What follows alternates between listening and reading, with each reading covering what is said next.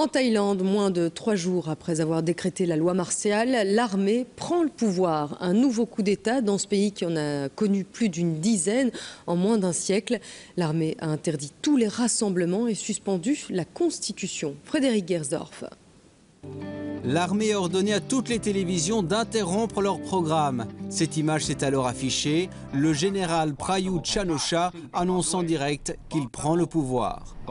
Il est nécessaire que l'armée prenne le contrôle du pouvoir, et ce à partir de ce 22 mai 2014 à 16h30. Il s'agit donc bien d'un coup d'État. L'armée était déjà présente dans les rues de Bangkok depuis mardi et l'instauration de la loi martiale. Mais cette fois, c'est clair, la Constitution est suspendue. Les rassemblements de plus de 5 personnes interdits. Le général dit vouloir rétablir l'ordre dans un pays en pleine crise depuis 7 mois. Dans ce complexe militaire, il a rassemblé ce matin les manifestants pro et anti-gouvernement pour une reprise des négociations sans succès.